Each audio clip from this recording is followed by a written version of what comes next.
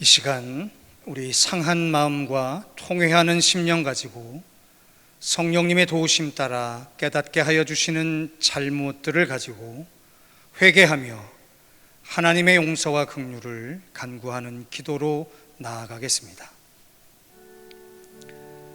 아버지,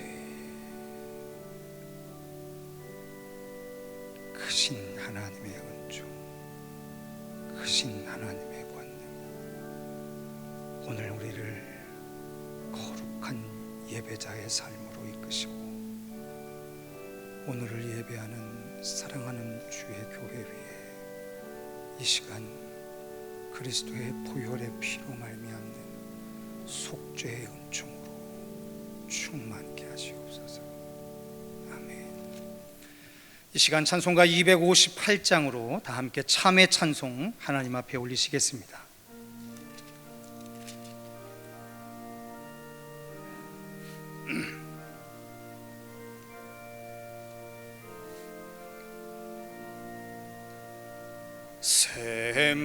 샘물과 같은 보혈은 주님의 피로다.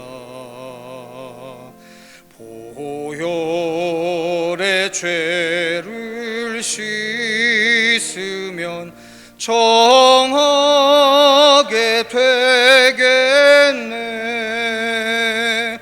정하게 되겠네. 정하게 되겠네.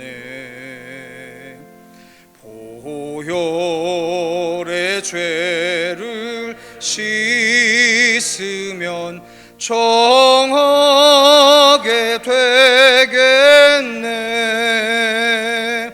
저도적 회개하고서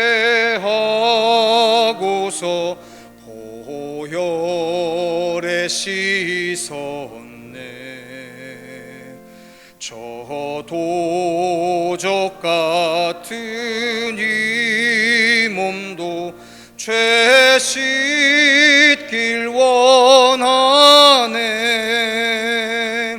죄 씻길 원하네. 죄 씻길 원하네. 저도적 같은 이 몸도 죄 씻길 원하네. 죄속함 받은 백성은 영생을 얻겠네. 샘솟 뜻하는 피권세 한없이 크도다. 한없이 크도다. 한없이 크도다. 샘솟 뜻하는 피권세 한없이 크도다. 날 정케 하신 피 보니 그 사랑 한없네. 살 동안 받는 사랑을 늘 찬송하겠네. 늘 찬송하겠네. 늘 찬송하겠네. 살 동안 받는 사랑을 늘 찬송하겠네. 이후 주의 천국 올라가 더 좋은 노래로 날 구속하신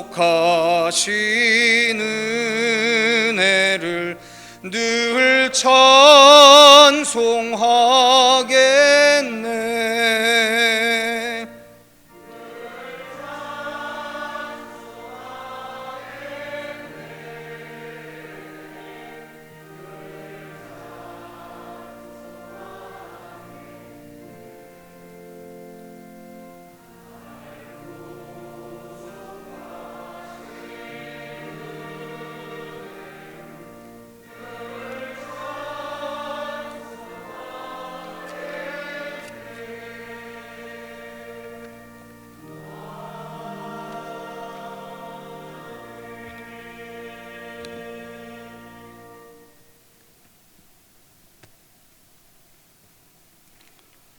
어제나 오늘이나 변함없이 우리를 사랑하시고 지금까지 은혜 가운데 보여주신 주님께 감사를 드립니다. 오늘도 거룩한 주일을 허락하시고 저희들의 발걸음을 인도하셔서 주님의 이름을 찬양하며 예배드리게 하시니 또한 감사를 드립니다.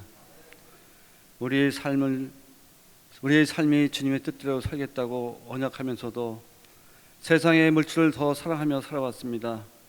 또한 주님께서 서로 사랑하라 하셨건만 서로 미워하고 질투하며 살아왔습니다. 이 모든 허물을 용서하여 주시고 오직 주님의 뜻대로 빛과 소금의 역할을 감당하며 살 수 있도록 인도하여 주시기를 원합니다. 하나님 앞에 변함없이 진실하게 인정받는 성도가 되기를 원합니다. 우리가 믿는 자로서 주님의 몸된 교회와 이웃들에게 인색하지 않았나 다시 한번 뒤돌아보게 하시고 우리를 위해 십자가에 돌아가신 주님의 사랑처럼 우리 이웃들에게 조건 없이 나눔을 실천하는 주님의 자녀가 되게 하여 주시옵소서. 하나님, 우리의 삶이 많은 사람들 앞에 형식과 외식에 치우친 신앙인이 되지 않도록 도와주시고 우리의 가장 소중한 것들을 주님을 위해 우리가 가장 소중한 것들을 주님을 위해 기쁘게 사용되는 삶을 살게 해 주시옵소서. 하나님께서 우리에게 주신 하나님의 귀한 선물들을 나를 위한 것으로만 사용하지 말게 하시고 아직도 배고프고 가난한 이웃들을 향해 사랑의 손길을 베풀 수 있는 넉넉한 마음을 허락하여 주시옵소서. 치유의 하나님, 전 세계적으로 유행하고 있는 코로나19로부터 지켜주시기를 원합니다. 이 병으로부터 많은 사람들이 죽어가며 고통 가운데 있습니다. 속히 주님의 은혜 가운데 회복의 역사가 나타나게 하여 주시옵소서. 하나님, 살아있으나 모든 것이 죽어있는 이 사회가 예수님의 숨결, 생명의 숨결을 체험하게 하여 주시옵소서. 특별히 분열된 사회를 하나 되게 하시는 성령의 역사가 교회를 통하여 일어나게 하여 주시옵소서. 또한 주님이 허락하신 참된 평화가 이 땅 곳곳에 가득 넘칠 때까지 무릎 꿇고 애타게 기도하는 저희들 되게 하여 주시옵소서.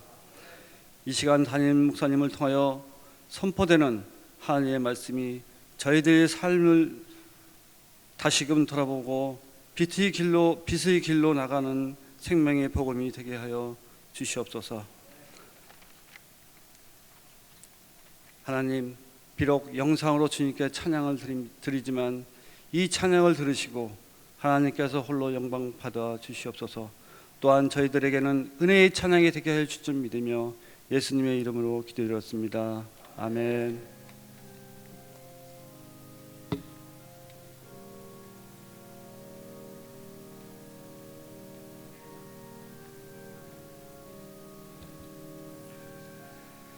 아버지, 우리의 기도를 들어주시옵소서. 아멘. 믿습니다.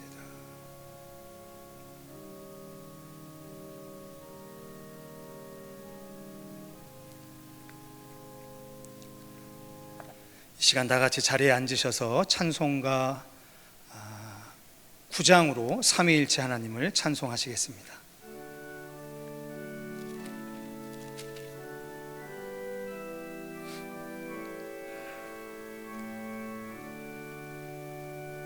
하늘에 가득 찬 영광의 하나님, 온 땅에 충만한 존귀하신 하나님, 생명과 빛으로 지혜와 권능으로 언제나 우리를 지키시는 하나님, 성부와 성자와 성령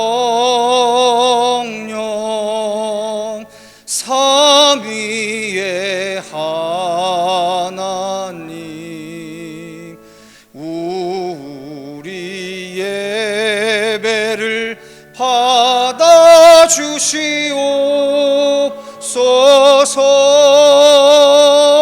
사랑이 넘치는 자비하신 하나님, 은혜가 풍성한 구원의 하나님,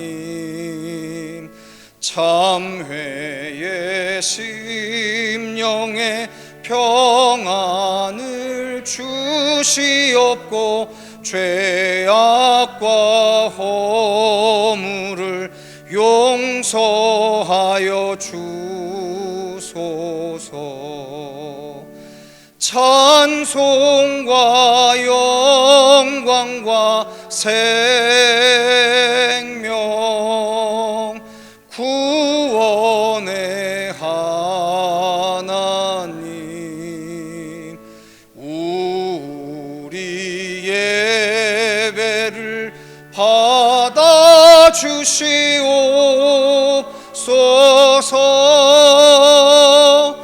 연약한 심령을 굳게 세워주시고 우둔한 마음을 지혜롭게 하시고 주의 뜻 받들어 참되게 살아가며 주 말씀 따라서 용감하게 하소서. 권능과 지혜와 사랑 은혜의 하나님, 우리 예배를 받아주시옵소서.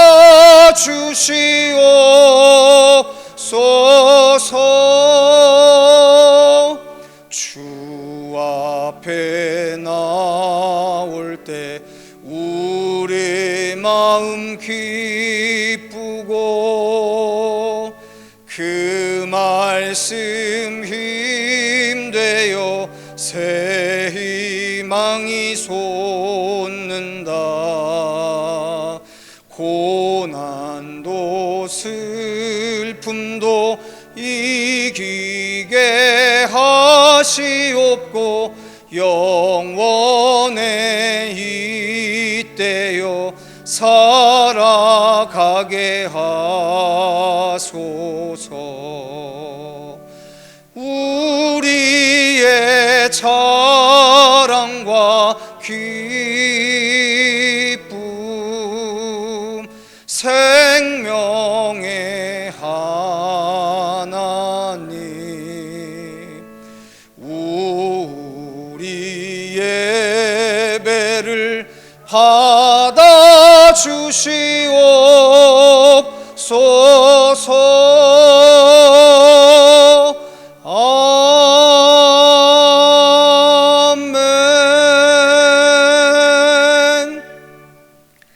시간 교동문 31번으로 다 함께 성시교독 하시겠습니다.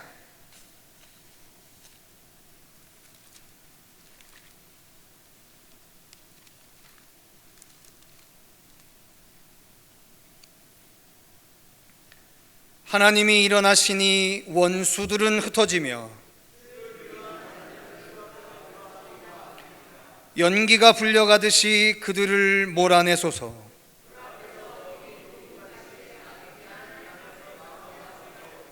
의인은 기뻐하여 하나님 앞에서 뛰놀며 기뻐하고 즐거워할지어다.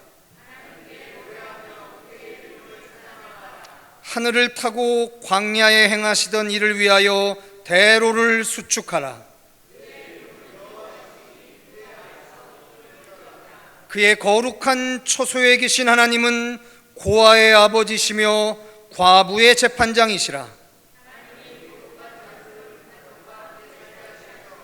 갇힌 자들은 이끌어내사 형통하게 하시느니라. 하나님이여, 주께서 가난한 자를 위하여 주의 은택을 준비하셨나이다. 아멘. 이 시간 사도신경으로 우리 신앙을 고백하시겠습니다. 나는 전능하신 아버지 하나님, 천지의 창조주를 믿습니다. 나는 그의 유일하신 아들 우리 주 예수 그리스도를 믿습니다. 그는 성령으로 잉태되어 동정녀 마리아에게서 나시고 본디오 빌라도에게 고난을 받아 십자가에 못 박혀 죽으시고 장사된 지 사흘 만에 죽은 자 가운데서 다시 살아나셨으며 하늘에 오르시어 전능하신 아버지 하나님 우편에 앉아 계시다가 거기로부터 살아있는 자와 죽은 자를 심판하러 오십니다. 나는 성령을 믿으며 거룩한 공교회와 성도의 교제와 죄를 용서받는 것과 몸의 부활과 영생을 믿습니다. 아멘.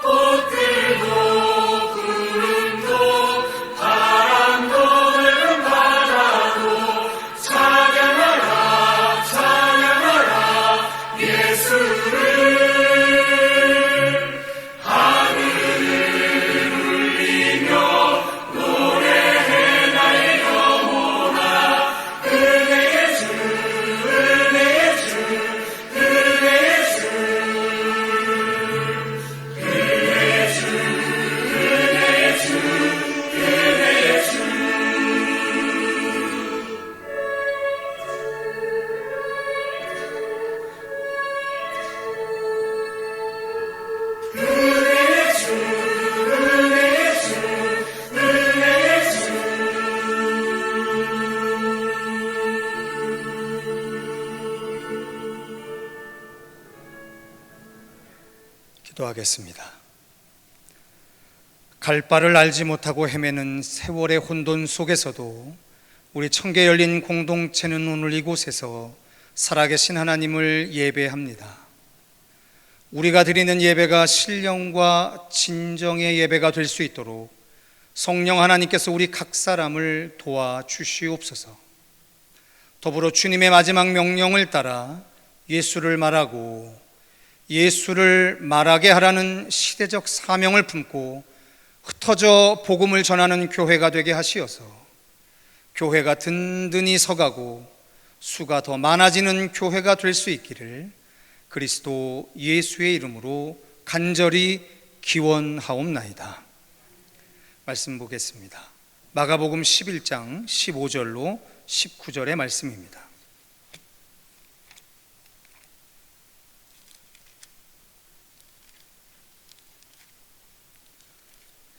마가복음 11장 15절로 19절의 말씀을 소지하신 성경과 앞에 화면을 참조하셔서 우리 한 절씩 교독해 봉독하겠습니다.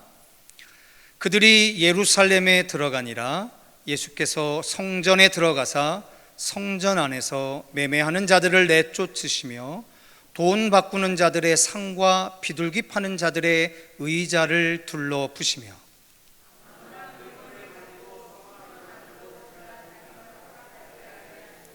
이에 가르쳐 이르시되 기록된 바 내 집은 만민이 기도하는 집이라 칭함을 받으리라고 하지 아니하였느냐. 너희는 강도의 소굴을 만들었도다 하시매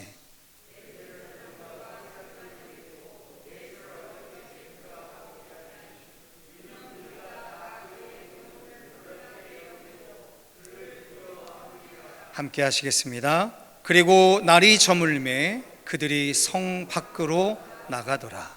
아멘. 개인적으로 성경을 읽으시면서 스스로 경건 생활을 하시는 분들에게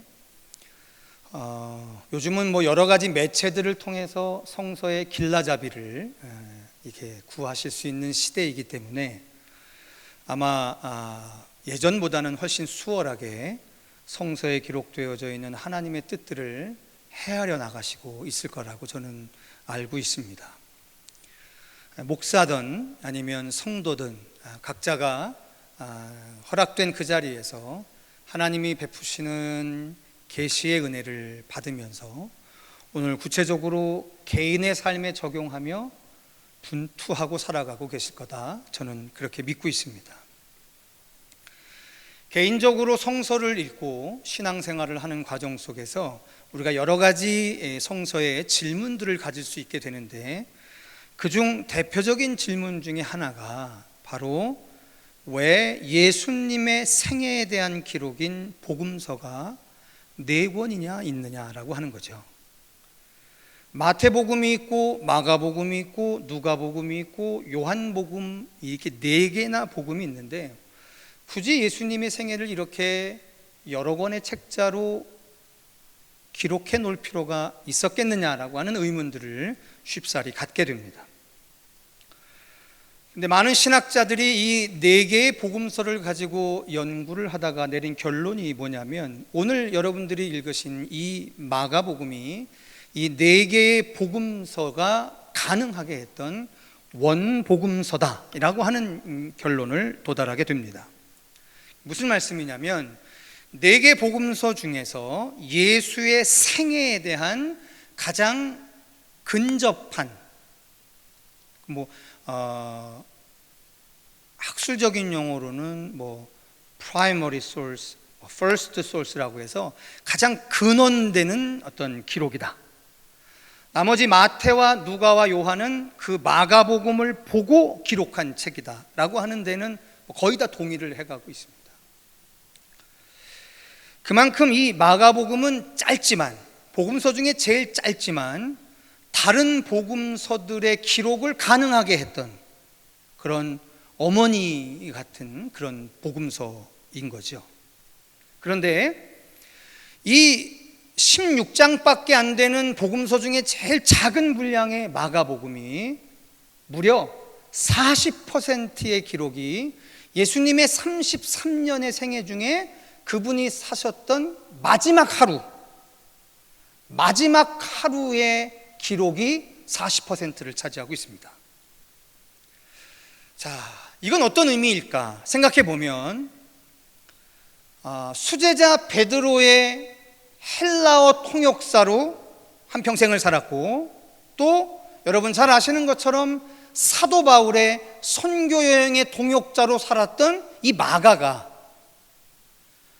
일평생 예수에 대한 이야기를 직접 듣고 간접 듣고, 그리고 그 이야기를 듣고 자기 앞에서 살았던 베드로와 사도 바울의 전생애를 보면서 도대체 예수가 이 땅에 남겨놓고 싶으셨던 가장 핵심적인 이야기가 무엇인지에 대한 결론이 기록되어 있는 거죠. 그건 아마도 33년이라고 하는 예수의 긴 생애 중에 그 마지막 한 날에 보여주신 것이 어쩌면 예수가 그때 당시나 그리고 남겨지고 다시 올 우리들의 세대에게 남겨주고 싶었었던 최고의 교훈이었다. 아마 그렇게 생각했던 것 같습니다. 근데 그 40%의 내용을 차지하는 그 내용을 한마디로 정의하자면 이사야서 53장에 기록되어져 있는 고난받는 종의 복음에 관련된 거라는 거예요.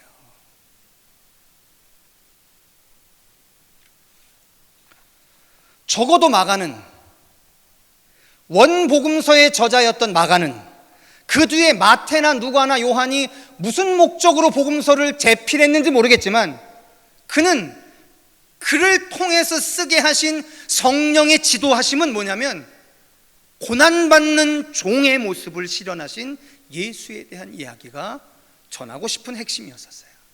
그건 부인할 수 없습니다. 근데 성도 여러분,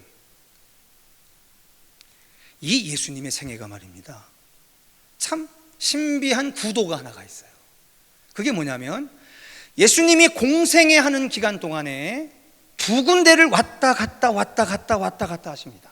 그게 어디냐면 성 안과 성 바깥이에요. 자, 성 안은 어디냐면 그 시대의 최고의 중심지인 수도 예루살렘입니다.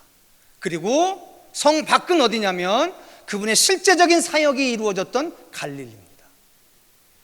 즉 예수님은 성 안 예루살렘과 성 밖 갈릴리를 들어왔다 나왔다 들어왔다 나왔다 들어왔다 나왔다 3번의 들어왔다 나왔다 함을 복음서 기자를 통해서 기록해 놓게 하셨어요. 희한한 것은요, 사도행전을 보시다 보면, 저희가 수요일 날에 지금 한 3년째 사도행전 강해를 제 시간대 하고 있는데, 사도행전에 보면 사도 바울의 생애가 참 희한해요. 사도 바울이 다메섹 도상에서 예수를 만나고 난 후에 그의 생애가 3등분됩니다. 제1차 선교여행, 제2차 선교여행, 제3차 선교여행, 이 3번의 선교여행의 기간으로 그의 부름받은 인생이 딱 갈무리 되는데요, 특이한 건 뭐냐면 안디옥 교회에서 1차 선교여행을 떠났다가 안디옥으로 돌아오는 게 아니라 1차 선교여행을 떠났다가 예루살렘으로 왔다가 다시 안디옥 교회로 갑니다. 무슨 얘기냐면 사도 바울의 생애도 예수님이 사셨던 그 생애의 패러다임, 즉 예루살렘과 갈릴리, 성 안과 성 밖을 들락 날락 들락 날락 들락 날락 3번의 과정을 반복하는 생애를 사도 바울도 살더라는 거예요. 사도 바울의 제자들이 극구 말립니다. 선생님, 예루살렘 가지 마시라고. 가면 죽어요.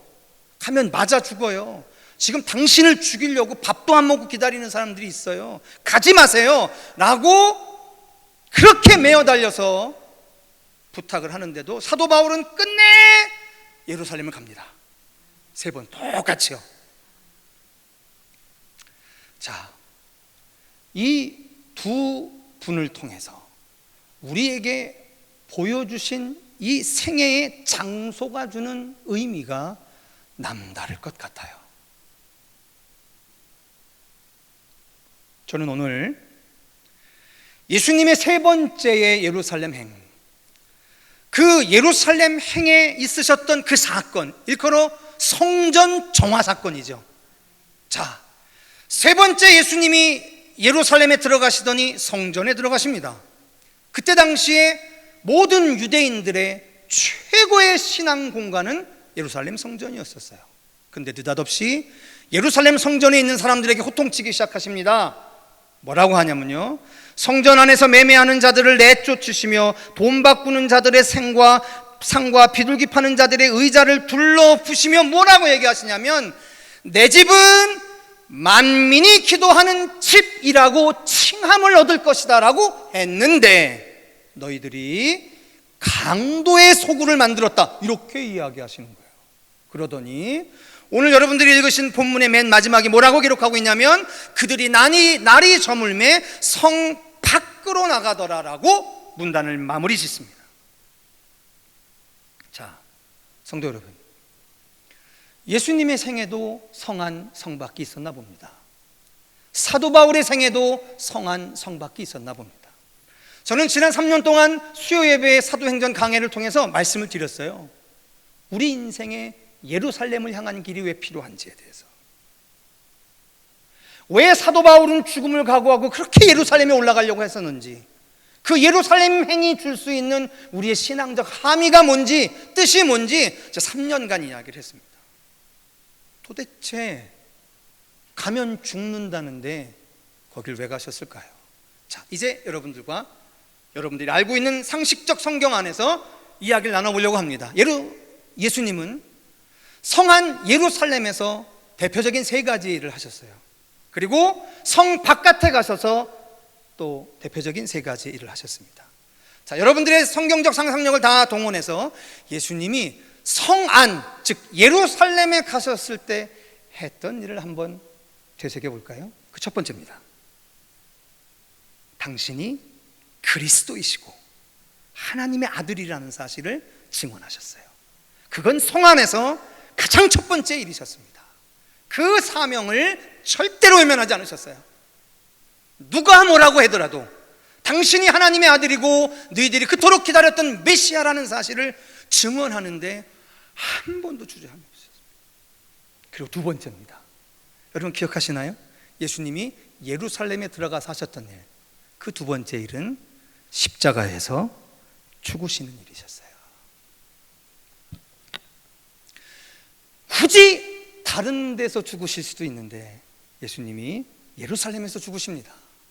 그리고 마지막 세 번째, 남겨놓고 가는 제자들에게 예루살렘 성전에서 걸어서 5분도 안 걸리는 그 마가의 다락방에 모여서 성령 하나님을 기다리라고 이야기합니다. 자, 예수님의 생애 가운데 예수님이 예루살렘 성 안에서 하셨던 세 가지의 대표적인 일이 있다고 한다면, 당신의 메시아됨을 선언하시고, 두 번째 십자가에서 죽으시고, 세 번째 성령을 받으셨어요. 성령 충만을. 그리고 성 바깥으로 나가십니다. 똑같이 예수가 그리스도이심을 증언하십니다. 예수가 하나님의 아들이심을 증언하십니다. 그 사명은 성 안이든 성 바깥이든 다름이 없었어요. 그리고 여러분들이 그렇게 수도 없이 기억하고 계시는 예수님의 수많은 기적의 사건들이 성 바깥에서 벌어집니다. 수많은 일들이 벌어집니다. 가슴 벅찬 일들이 벌어집니다. 그리고 오늘 여러분들이 읽으신 이 본문 앞 뒤의 배경에 어느 날 예수님께서 그때 당시에 이스라엘에서 아시아 지역으로 넘어가는 그 유일한 길목이었던 빌립보 가이사라고 하는 지역에 가서 제자들에게 물어요. 세상이 나를 누구라고 하더냐? 제자들이 뭐라 얘기합니다. 또 물어요, 예수님이. 그러면 너희들은 나를 누구라고 하냐? 그래서 여러분 잘 아시는 대로 베드로가 주는 그리스도시요 살아계신 하나님의 아들이십니다라고 고백합니다. 얼마나 기쁘셨던지 주님이 이야기하세요. 너의 고백 위에 교회를 세우고 그 교회에 하늘에서 매면 땅에서도 매이고 하늘에서 풀면 땅에서도 풀리는 권세를 주시겠다라고 약속을 하십니다. 참 가슴 벅찬 일이에요.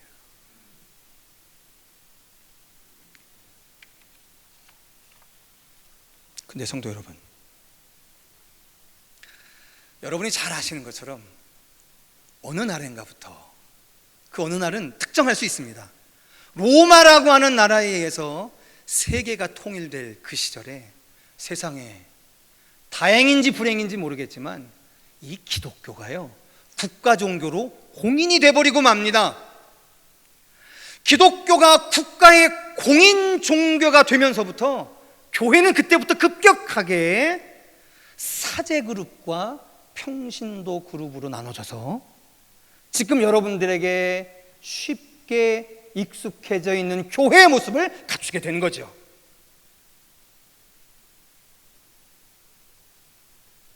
그리고 그들이 한 1000년 정도 교회를 구성하는 과정 속에서 어느 날인가 갑자기요, 이 사람들이 세상에 성직을 돈으로 매매하고요, 세상에 천국을 돈으로 매매하고요, 세상에 영원한 생명을 돈으로 매매하기 시작을 합니다.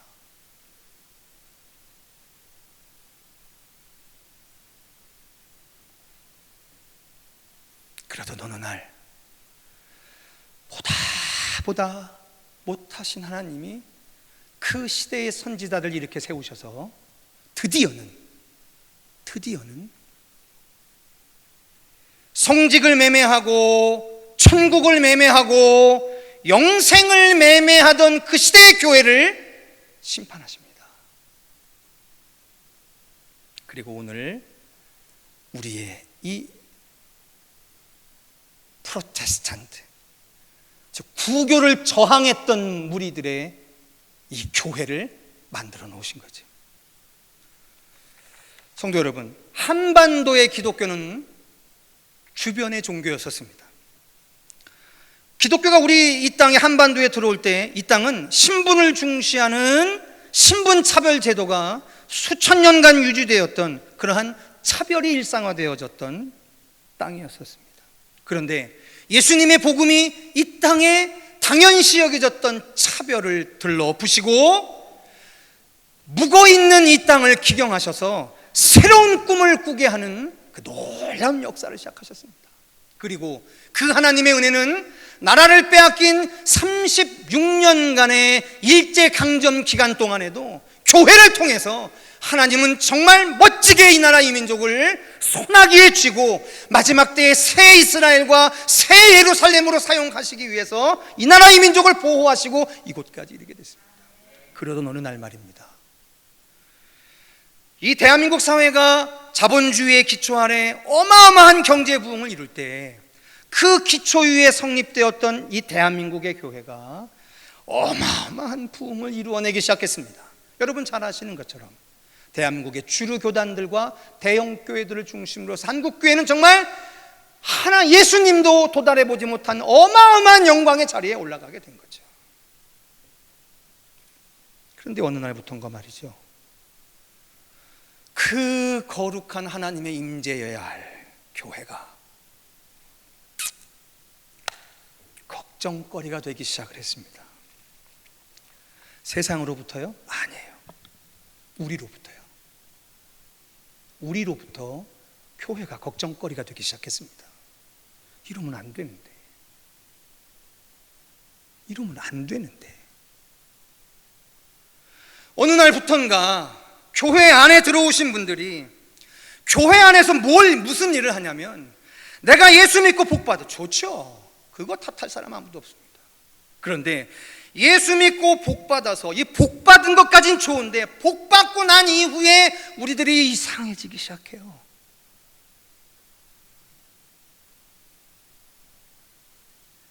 복을 자랑합니다. 복의 층수를 자랑합니다. 복의 깊이를 자랑합니다. 자랑하는 중에도 우리가 이게 맞나 싶어요. 성도 여러분, 예수님은 분명히 예루살렘에 오셨어요. 그 시대에 최고의 지도 그룹이 있고 최고의 지성 그룹이 있고 최고의 종교 권력자의 그룹이 있는 예루살렘에 오시는 걸 마다하신 적이 없습니다. 그런데 그분이 거기에 오실 때는 철저하게 두 가지 때문에 오셨어요. 하나가 뭐냐면 십자가에서 죽으시려고, 하나가 뭐냐면 우리를 오늘 구원받은 백성으로서의 삶을 가능케 하는 성령 하나님의 임재를 위해서는 예루살렘에 오셨습니다.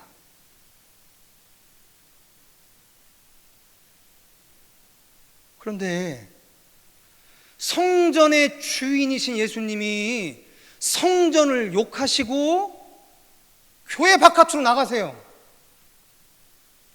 성도 여러분, 성전의 개혁을 원하셨으면 끝까지 싸워서 개혁시켜서 성전을 만드시고 갱신시키시면 되는데 두 번 다시 성전에 들어가지 않으십니다. 구약 성경에 보면 수많은 개혁자들이 있었어요.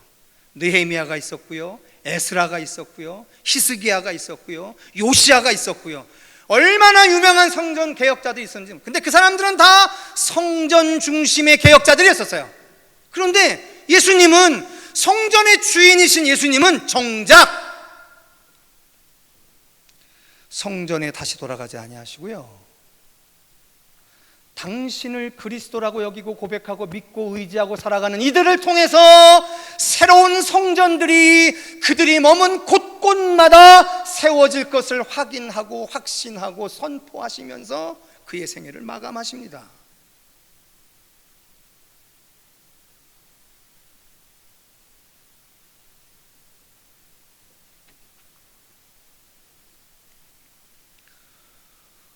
성도 여러분,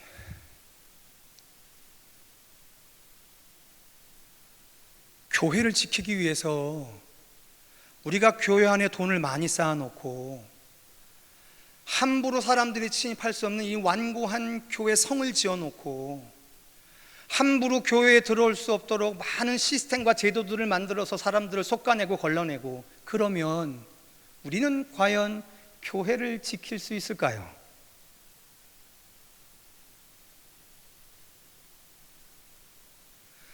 우리가 교회에 모여서 십자가에서 죽는 그 지향, 그리고 그 모든 것을 가능케 하는 우리의 경험과 지식의 판단이 아닌 제3위의 하나님, 성령 하나님의 임재를 구하는 것을 벗어나서 우리가 제도로 시스템으로 쌓아두고 붙잡고 있고 방어하고 뭐 하면 우리는 교회를 지킬 수 있나요?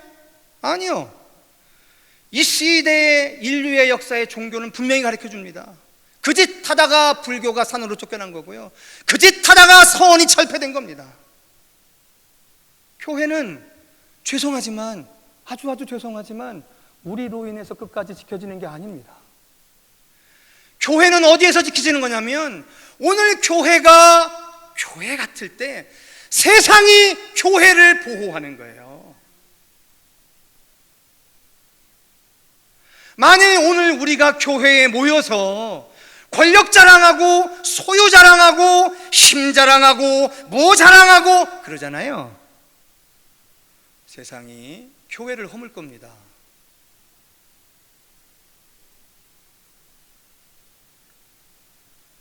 성 안으로 예루살렘으로 성공하고 출세하고 그런 거 하지 말라고 하는 이야기 아니잖아요. 그 성공 갖고 뭐 하실 거냐는 거예요. 그 힘 갖고 뭐 하실 거냐는 거예요.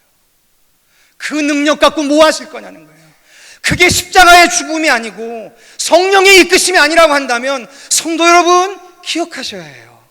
성전의 주인이셨던 예수님도 그 성전을 버리고 성 바깥으로 나가셨습니다.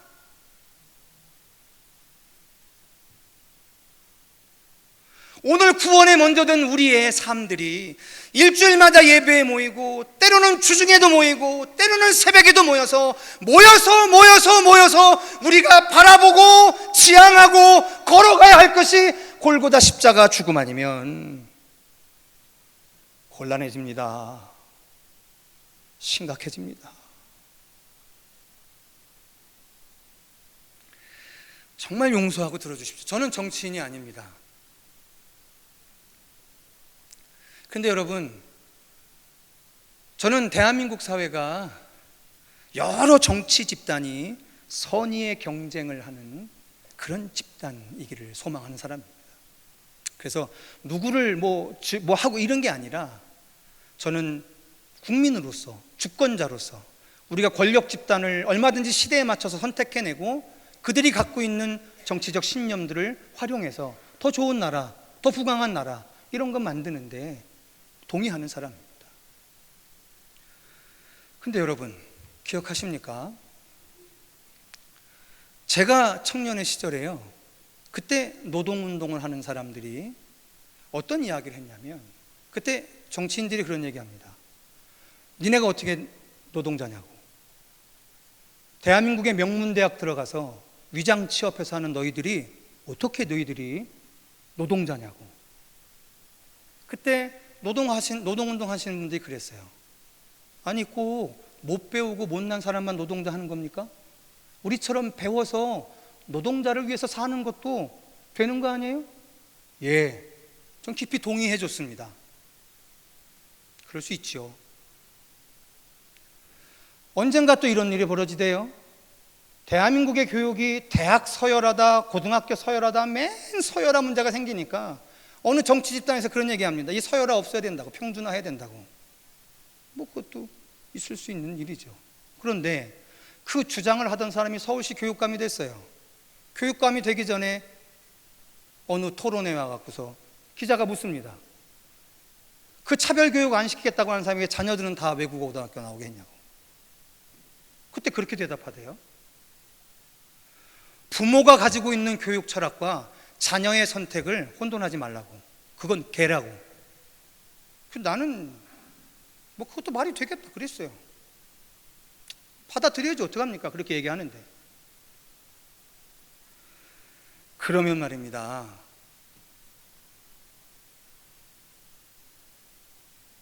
자기네가 갖고 있는 다주택을 가지고 국민들한테 그렇게 얘기해야 되지 않아요? 난 다주택자지만 국민들은 다주택하면 안 되는 사람, 그거 하려고 정치했어, 이렇게 얘기해야 되잖아요? 왜 그 얘기는 안 하죠?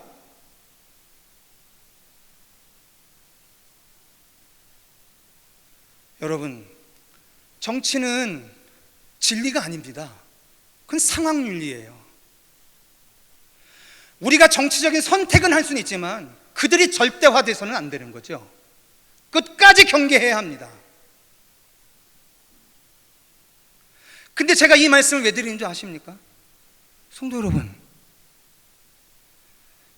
여러분의 인생에 예수님의 성 바깥으로 가는 삶, 성 바깥으로 가는 삶을 가능하게 했던 예루살렘에서의 십자가 지는 삶, 예루살렘에서의 성령 충만한 삶, 이 부분이 여러분에게 지금 어느 정도 실현돼 가고 살아가고 계십니까? 우리가 이 교회 건축이 끝났을 때 우리 교회 장로님들이 그랬어요. 목사님, 세상은요 우리 교회가 이렇게 빚이 있고 갚아야 할 빚이 많은 교회라는 거 모르고요, 더 심각한 건 그거에 관심도 없어요. 이 멀쩡한 교회에 멀쩡한 옷을 입고 멀쩡한 차를 타고 들락날락하는 우리들에게 세상이 걸고 있는 기대가 있답니다. 그러니까 우리는 그 기대에 맞춰서 살아야지, 오늘 우리가 우리의 형편이 어쩌니 저러니 그거에 너무 매몰되다 보면 세상이 교회에 대해서 갖고 있는 기대에 우리는 한참 멀어질 수 있게 됩니다. 제가 깊이 충격받았습니다. 맞거든요.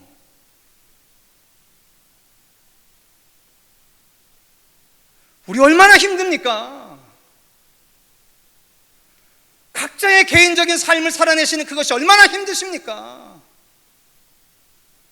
무언가 쥐고 얻고 누리고 뭐 하려고 한평생을 질주하고 살아서 결국 그 자리에 올라갔는데, 그 자리에서 이게 참 엄한 짓 하고 살아가요. 이게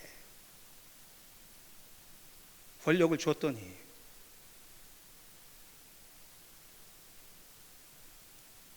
근데 그게 그들만의 모습이냐는 거예요. 지극히 경계하는 것은 저의 모습이고 여러분들의 모습 아닐까요?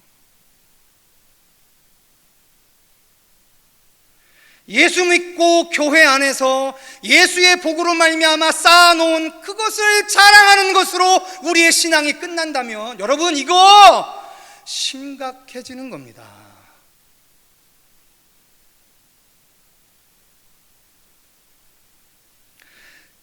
창피한데 제가 지난주에 있었던 일이에요. 코로나 때문에 이제 목사님들과 교제도 못하고 지난 반년을 살아왔지 않습니까? 근데 제가 지방에서 되게 존경하는 목사님이 있는데 한번 봐 그러시길래, 네 목사님 그랬어요. 그래서 이제 금요일 날 이제 점심이나 같이 하려고 이제 약속을 해놨는데 갑자기 이제 우리 집사님께서 소천하시는 바람에 약속을 이렇게 미뤘습니다. 그래서 이제 장례식장 가고서 이제 초동 조치를 다 끝내고 교회로 돌아왔는데 사모한테 전화가 왔어요. 목사님, 목사님 바쁘셔서 못 오시면 부목사님이라도 좀 차가 통해서 좀 보내달라고 그러십니다. 그러길래 제가 전화를 했죠. 무슨 일이 있나 하고서. 그랬더니 아니, 내 줄 게 있어서 그래, 그냥 와. 그래서 목사님 그럼 제가 가겠습니다 하고서 이제 갔어요. 그래서 이제 한두 시간 이렇게 저렇게 코로나 때 어떻습니다, 목사님 어땠습니다, 뭐 이렇게 하고 서로 이제 교제를 다 끝내고 난 다음에 이제 가려고 하는데, 이 목사, 내가 이 목사 주려고 복숭아 한 박스 샀으니까 가져가. 근데 우리 교회보다 한 5분의 1밖에 안 되는 교회거든요. 근데 저도 목사님 예우한다고 포도 한 박스, 복숭아 한 박스 사서 이제 또 둘레들 갔죠. 그러고 이제 저는 2박스 드리고 1박스 받았으니까 뭐 이 정도면 됐다 하고서 이제 딱 차 타고 딱 돌아오려고 하는데, 갑자기 차 타고 딱 차에 차서 목사님한테 목사님 가겠습니다 인사하는데, 목사님 뜬금없이 봉투 하나를 쑥 던지시는 거예요. 제가 그랬어요. 청계열린교회 담임 목사의 자존심을 전 잃지 않습니다. 목사님, 이건 아니죠. 제가 목사님을 섬겨야지. 속으로는 겉으로는 말 안 했지만 속으로는 내가 목사님보다 5배나 큰 교회 목사인데 내가 섬겨야죠. 목사님 이러시면 안 됩니다. 그런데 목사님이 그러시니까 가져가. 내가 우리 애들 밥도 함께 사줘야 되는데 가서 애들 밥 함께 사줘. 오늘은 시간이 없어서 안 되니까. 그래서 어쩔 수 없이 다음에 갚으면 하고서 이제 이렇게 돌아왔어요. 그리고 저녁 예배를 준비하는데 사모한테 전화가 왔어요. 목사님, 저녁값이 너무 많아요. 저녁 한 끼 먹으라고 준 돈이 너무 많아요. 그 얘기를 딱 듣는데 어쩌면 이렇게 창피한지. 아유, 나는 그냥 뭐 우리 교회 뭐 저거 한다고 뭐 그냥 저기 별로 주변에 여유 없이 살다 보니까 그냥 그러고 살았는데, 또 그렇게 대접을 받으니까 이게 또 얼마나 또 창피한지. 그러다가 혹시 오늘 여러분들 교회에 비치되어 있는 이번 주 성결신문을 보신 분이 계신지 모르겠지만, 지난주에 우리 지방에 있는 신길교회에서 한 교회당 100만 원씩 100교회를 모아서 선교비를 지출을 한 행사를 했습니다. 작은 교회 나눔 행사를. 저는 평상시에 별로 그렇게 기뻐하지 않거든요. 제가 하는 일이면 되게 당당할 텐데, 남이 나보다 큰일 한다니까 아주 영 뭐 배가 아파서 뭐 이렇게 늘 반갑게 보는 건 아닌데, 그런데 그냥 봤어요. 근데 목사님이 기자하고 이게 이 말 저 말 하다가 이 말씀을 남기신 거예요.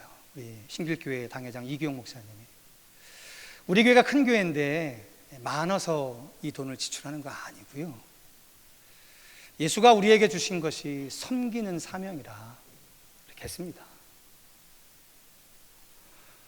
그 인터뷰 내용을 보는데 왜 이렇게 창피한지.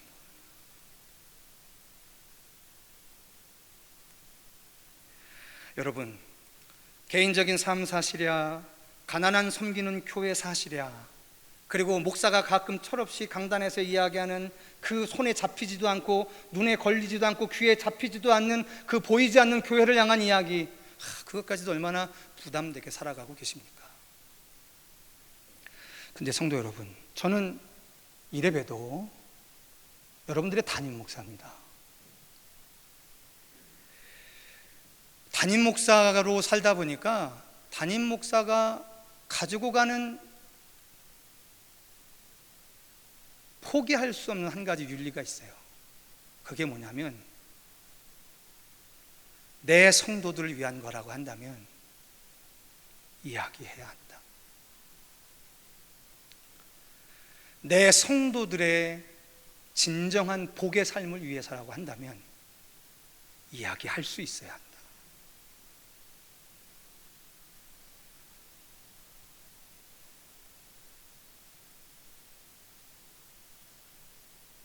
성도 여러분, 저는 우리 교회가 무섭습니다.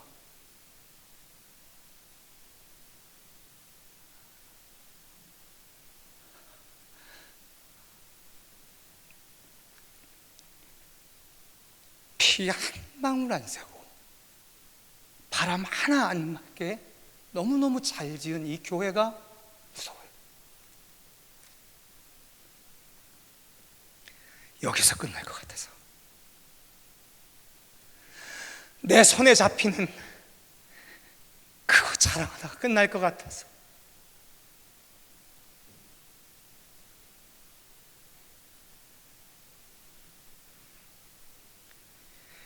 근데 더 겁나는 건,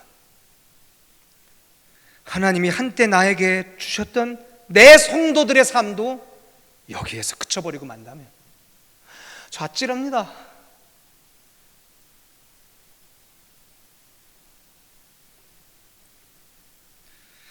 누구보다도 힘든 거 잘 알고 있는데, 누구보다도 아픈 거 잘 알고 있는데, 누구보다도 부족한 거 다 알고 있는데, 야, 딱 성전의 주인이신 예수가 성 바깥으로 나가서 생애를 맞추시는 거 보면서, 이게 저 참 고민스럽습니다.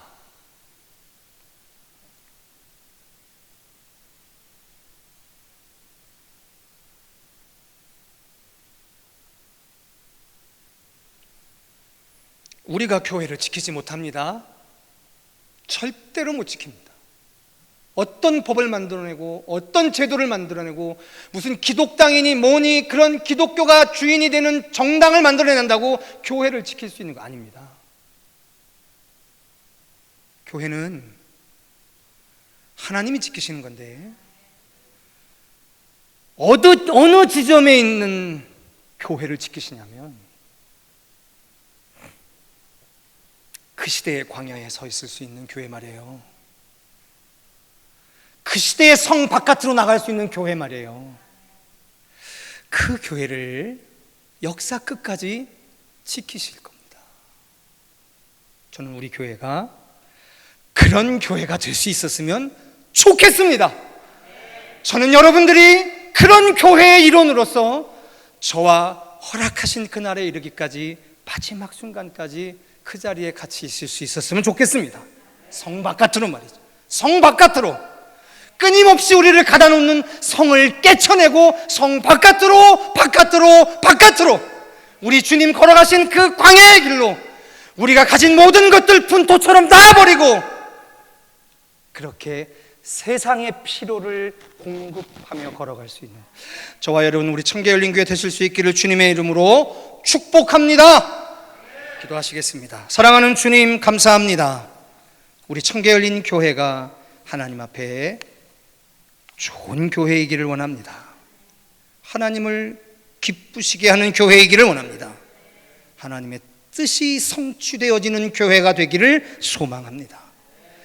그루터기처럼 남겨놓으신 사랑하는 주의 백성들과 그리고 새로운 주인으로 세상으로부터 부르실 그 귀한 이들이 연합하여 하나님을 기쁘게 하는 거룩한 교회로 영원토록 주를 찬미케 하여 주시옵소서. 예수님의 이름으로 간절히 기도하였사옵나이다. 찬송가 50장 찬송하면서 준비한 힘을 하나님 앞에 올리시겠습니다.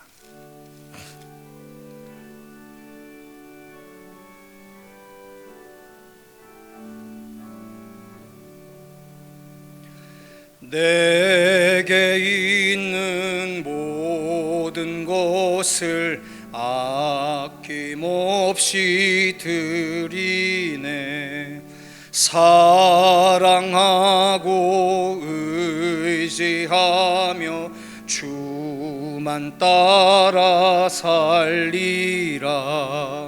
주께 드리네. 주께 드리네. 사랑하는 구주 앞에 모두 드리네. 내게 있는 모든 것을 겸손하게 드리네. 세상 욕심 멀리하니 나를 받아 주소서. 주께 드리네. 주께 드리네. 사랑하는 구주 앞에 모두 드리네. 내게 있는 모든 것을 주를 위해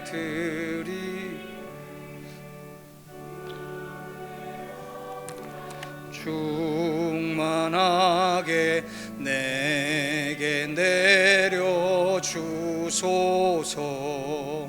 주께 드리네. 주께 드리네. 사랑하는 구주 앞에 모두 드리네.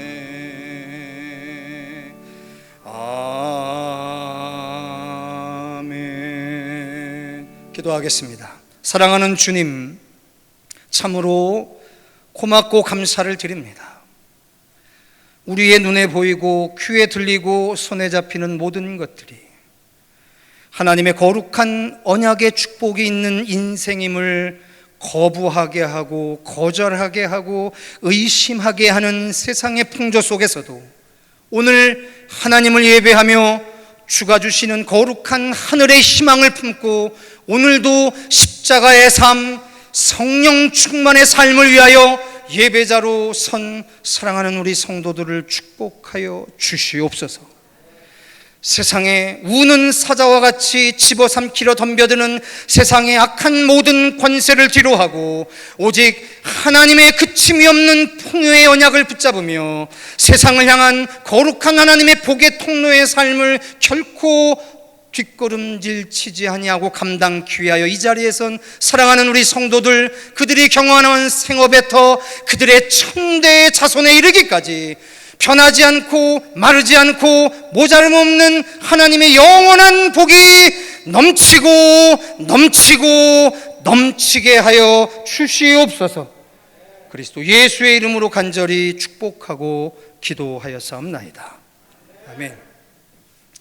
할렐루야. 맞습니다. 교회 소식 잠깐 전하겠습니다.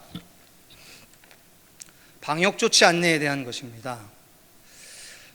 기존에 너무들 잘해주고 계셔서 뭐 더 드릴 말씀은 없고요. 또 지난주에 있었던 일들도 우리 성도들께서 잘 대처해 주셔서 화요일까지만 좀 공백이 있었고 수요일부터 모든 것을 정상화할 수 있었습니다. 다행히 우리가 걱정했던 일도 단순한 감기 증상이라는 게 밝혀져서 감사하게 처리가 끝났습니다. 근데 어제 우리 사랑하는 김호복 집사님의 천국 환송 예배 소식을 들은 우리 성도들께서 문자로 확인하셨던 것처럼 저희 교회가 어제도 장례식장에 가서 예배만 드리고 식사를 나누지 않고 다시 귀가 조치를 했습니다. 물론 거기서 식사를 하시고 교제를 해도 안 걸릴 수 있습니다. 그런데 지난 한 주간 우리 교회가 또 한국 사회를 걱정시켰던 일들이 있어서 저희들이 그게 좋다라고 하는 이야기는 아니고요. 우리들이 충분히 경계하면서 했던 거죠. 그러고서 돌아오는데요. 세상에 장어집을 봤는데요. 장어집에 차가 수백 대가 서 있는 거예요. 그래서 우리 그 차에 탄 분들이 그거 보면서 그랬어요.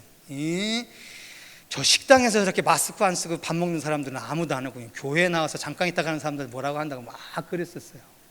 돌아오면서 우리는 그런 생각을 했습니다. 충분히 반론이 되죠. 그런데 그들과 우리들이 이 사회에 대해서 가지고 있는 책임감의 크기가 조금 다른 것 같아요. 그래서 우리가 이해하고 용납하기로 한 거죠. 성도 여러분, 아마 들리는 얘기를 들어보니까 가을이 되면 또다시 유행이 될 거라고 생각을 한답니다. 어떻게 될지는 잘 모르겠지만, 성도 여러분, 제가 지난주부터 말씀을 드리지만 우리 교회가 이제 지난주부터 다 밀폐하고 냉방을 하는 상황이기 때문에 교회 안에서 절대로 코 밑으로 마스크를 쓰지 마시고요. 저는 한 가지 불행한 미국 사회의 모습이 우리 한국 사회에 재현되지 않았으면 좋겠습니다. 미국은 그런다네요. 마스크를 쓰면 민주당원이고 마스크를 안 쓰면 공화당원이라고. 참 희한한 얘기를 들었어요. 성도 여러분, 이건 그런 얘기는 아니잖아요. 적어도 그런 얘기는 아닌 듯 싶습니다. 그래서 우리가 가장 먼저는 우리 공동체 구성원에 대한 남다른 책임감, 그리고 우리 지역사회를 위한 남다른 책임감, 그리고 대한민국 사회를 위한 남다른 책임감으로 우리가 할 수 있는 최대한의 방역 조치에 성실을 기해 주시면 감사할 것 같습니다. 중보기도부 기도 모임이 2부 예배 후에 재개가 됩니다. 같이 기도하기를 원하시는 분들은 안전수칙을 지키시면서 진행해 주시면 감사하겠습니다. 아까 말씀드렸던 것처럼 우리 양경섭 안수 집사님의 모친이신 김호복 집사님이 금요일 오전 4시 40분에 주님의 부르심을 받았습니다. 교회가 이 와중에 위로 예배에 참여할 수 있었고요. 함께 한 40여 분이 함께 위로 예배로 함께 동참해서 위로할 수 있었습니다. 기도해 주시고요. 다음 주에 우리 유가족들이 돌아오시게 되면 많이 격려해 주시면 고맙겠습니다. 자, 우리 옆에 있는 분들과 인사하겠습니다. 하나님이 당신을 사랑하십니다 라고요. 네, 오늘 화면을 통해서 예배하시는 우리 성도들도 같은 가족에게 인사하겠습니다. 하나님이 당신을 사랑하십니다. 네, 고맙습니다. 어색해 죽겠어요. 아주 그냥 이게 빨리 끝나야지. 아주 어색해 죽겠어요. 네, 자, 우리 옆에 있는 분들하고 다시 한번 얼굴 눈 마주치고 인사해 볼까요? 건강하십시오. 네, 네, 네, 네. 한 번 더 승리하십시오. 네, 네, 네.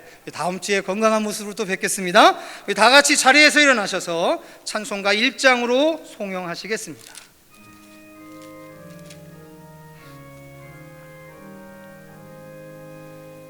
만복의 근원 하나님, 온 백성 찬송 드리고 초천사여 찬송하세. 찬송 성부 성자 성령